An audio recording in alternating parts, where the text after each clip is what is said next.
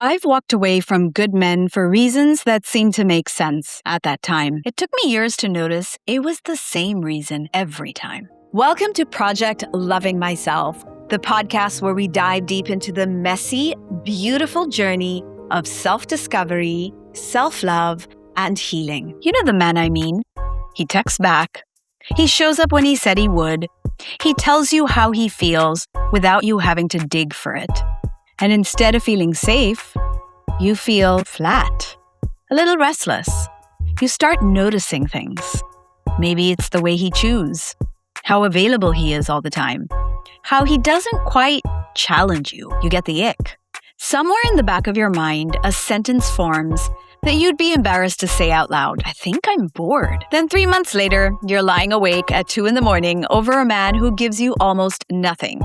And you feel more alive than you have in a year. Today, we're talking about why the love that's good for you feels boring and what you actually learned that love was supposed to cost you. And I'm going to give you one question to ask yourself the next time you feel that restlessness start, because that restlessness is telling you something, and most women misread it completely. I'm Sanaya, and this is Project Loving Myself, the podcast that brings you back to yourself through real self-love. Now, I want to tell you about a moment I've thought about for most of my life.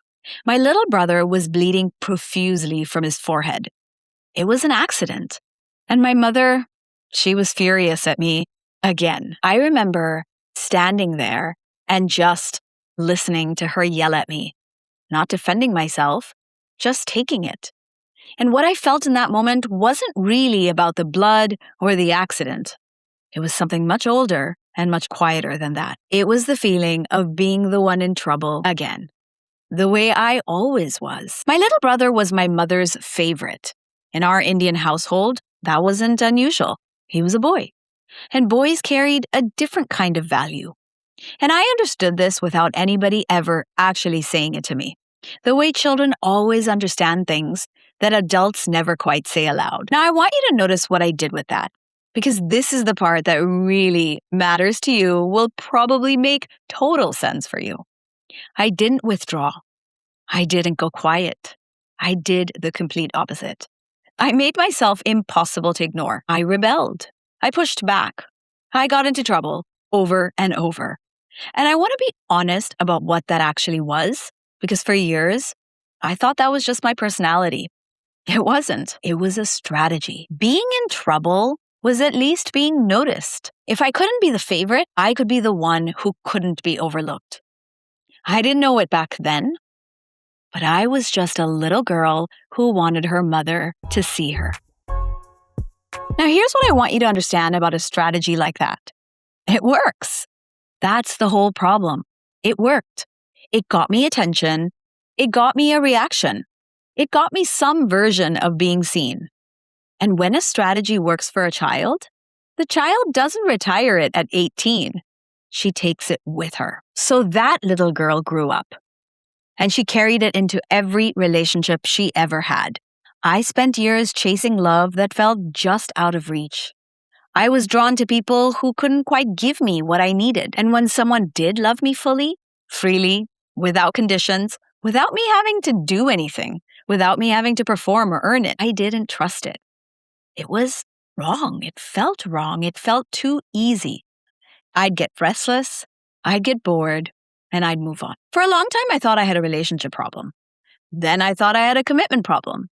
Then I decided I just had a pattern of attracting the wrong people, which felt better because at least in that version, it wasn't my fault. And I tried to fix it the way high-achieving women fix things.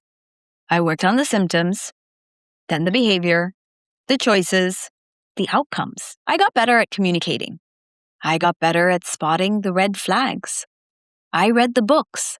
I could tell you within 2 dates whether a man was emotionally available or not, like most of the time. That didn't change anything because I was solving for the wrong thing. I wasn't picking the wrong men. I was picking the right feeling. So let me put this in the most plainest, easiest way I know how. When you're a child, you don't learn what love is. You learn what love costs. Whatever you had to do to be wanted in your house, well, that's what your body understands as love. Not the being loved part, but what you had to do to get it. So if you had to perform for love, then performing feels like love. If you had to earn it, then earning feels like love. If you had to be impressive, then being impressive feels like love. And if you had to be the one who made no trouble, then disappearing feels like love. And if, like me, you had to make yourself impossible to ignore, then striving to be seen feels like love. The feeling you're chasing as an adult isn't the love, it's the effort that you had to make to get it. Which means when you meet someone who just gives it to you freely with no cost attached, your body doesn't recognize it. It doesn't understand it because there's no effort to make. There's no gap to close. There's no proving for you to do. And that registers as boredom to your brain. It isn't boredom. It's what it feels like when there's nothing left to earn. You've been earning love since you were 6 years old. It's the one thing you know how to do. And this man isn't asking you to do it. So instead of feeling safe, you feel strangely useless. Like you've walked into a room where nobody needs you. That thing you call the ick, it was never about him. It's what it feels like to be loved without actually having to work for it. That's the restlessness. That's the flatness you feel. That's the 2 a.m. over the man who gives you nothing, nada, because he is asking you to earn it. He left a gap, and closing gaps is what you know how to do. That's not chemistry. That's a default setting looking for somewhere to go. Now, I was stuck in that story for years, blaming others for the pattern that was mine, until one night, in a deep healing meditation, I saw 2 mirrors in front of me. The mirror on the left showed me the past, every painful moment, every wound, everything I'd been carrying, and mostly trying not to look at. The mirror on the right showed me how each one of those moments had led, one by one, to exactly where I was standing today.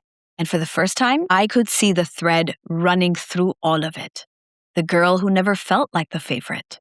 The woman who chased love she had to earn. The years of relationships that couldn't hold her. The self-love journey she eventually stopped resisting. The partner she attracted when she finally stopped chasing. The clients who started finding her. Women carrying the same wound. Asking the same question she'd spent her entire life asking. Why does this keep happening to me? Well, none of it was random. It was one pattern, one thread, one story slowly making sense of itself. And what surprised me was that while I was standing there taking all of this in, I didn't feel anger. I didn't feel grief. I felt grateful. Because the things that hurt us most are very often the things that make us who we are. And I understood that in that moment. My wounds didn't disqualify me from this work. They're the reason I'm actually good at it. And seeing my patterns, just seeing them didn't end the pattern, but they started the journey to unraveling it. Seeing my patterns didn't quite free me, but it gave me a pause, a gap between the feeling and the decision. Before, the restlessness would arrive and I would act on it. I'd walk away, I'd get distant, I'd push him away, I'd find a reason to leave. But after that, after the mirrors, the restlessness would arrive and I could notice it. And in that half second of noticing it, I actually got to choose. I could make my own decision. Now that might feel smaller than a transformation, but it's also the only thing that has ever actually changed anything. By starting small, taking one tiny step, then another, until you get to the other side of it. So here's what I want to give you. The next time you're with somebody who's genuinely good to you, and you feel that ick, that restlessness, that boredom start, that little flatness, that itch, that beginning of maybe this isn't it. Maybe there's someone better out there.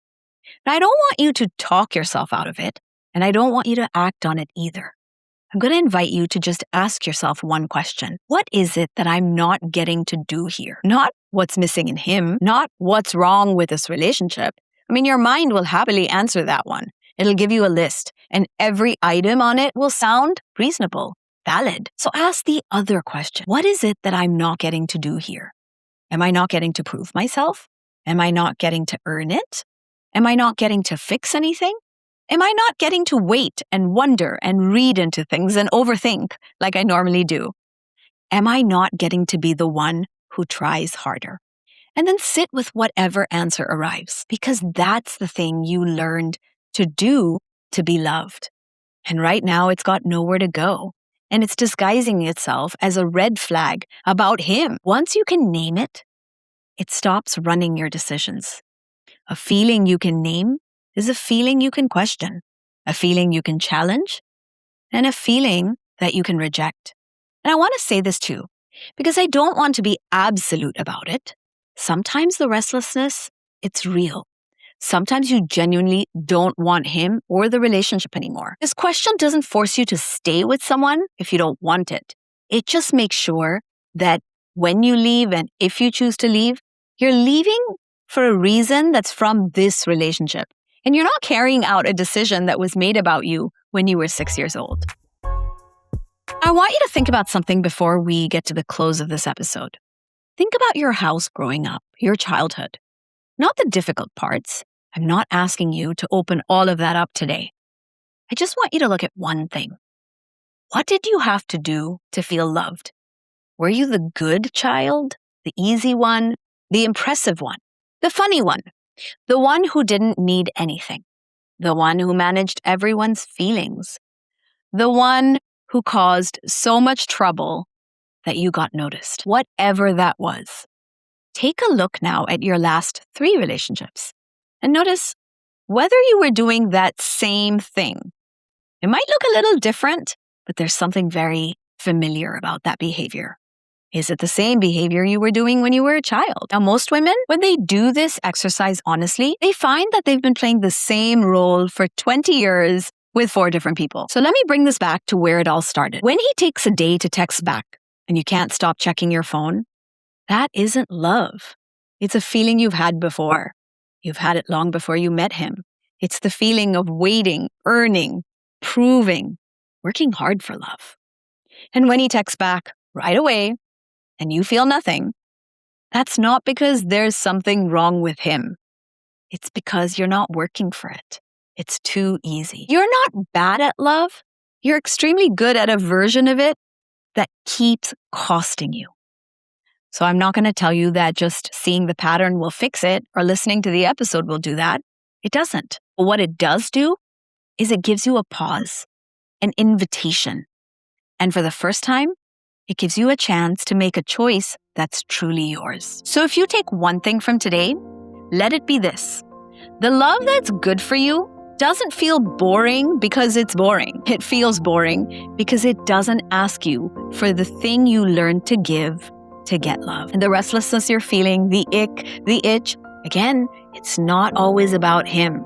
It's the part of you that only knows how to be loved by having to earn it, by having to work for it. If you've been listening to this and something in you keeps saying, that's me, but I don't know where it's coming from, why I keep doing it, or what I should do about it. If that's you, recognizing a pattern, but you can't quite name it clearly, well, that's exactly what a Make It Make Sense call is. That's what I do to help people understand their patterns, to see it more clearly, and then to make a choice about what they want to do about it. It's not a fix it in 30 minutes kind of thing, but it does help you connect the dots. Most of the time, the thing that's driving your relationships is actually right there in plain sight. It's just never been said aloud by someone standing outside of it. The link for the call will be in the show notes. You can find it in the episode description. Now, I'd really like to hear from you on this one. What did you have to do to feel important, loved, or like you mattered in your house growing up? Were you the good one, the easy one, the achiever, the one who was the troublemaker, who did that to get noticed? Tell me. Leave it in the comments or screenshot this episode and share it. Tag me at Sanaya Gurnamal so I actually see it, so I can respond to you and I read all of it. Now, if this is the kind of conversation you want more of, follow the show wherever you're listening so the next one finds you exactly where you are. And if a woman came to mind when you were listening, the friend who keeps ending up with the same guy in the same story over and over again, we'll send her this episode. Sometimes the thing we can't see in ourselves is obvious to people who love us. Now, I'll leave you with the line I keep coming back to in this episode.